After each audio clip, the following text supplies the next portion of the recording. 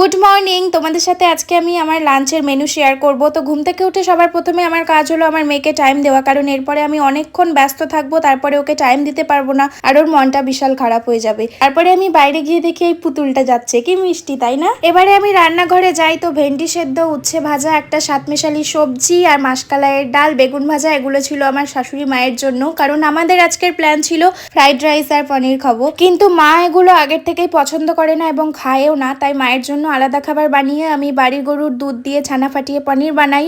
মায়ের খাবারগুলো আগে তৈরি করার পর আমি ফ্রাইড রাইস আর পনিরটা বানাই। তার মধ্যে বানিয়ে নিই বাবার জন্য একটু গলা ভাত, কারণ উনি অসুস্থ, ঠিকঠাকভাবে সাদা ভাত ঝরঝরে ভাত খেতে পারে না। তো এই ছিল আজকের মেনু। তোমাদের কেমন লাগলো অবশ্যই কমেন্ট করে জানিও। রান্না করতে করতে শরীর মাথা দুটোই গরম হয়ে যাচ্ছিল, তাই আমার বিলাভেটের দেওয়া এক বাটি আইসক্রিম সাবড়ে দিয়ে আমি গিনির জন্য মাছের ঝোল তৈরি করে নেই। আর এই হলাম দুর্ভিক্ষ আক্রান্ত আমি। আমার জন্য ভগবানের কাছে প্রার্থনা করবেন যেন নতুন ব্লগ নিয়ে আমি খুব তাড়াতাড়ি আবার আসতে পারি।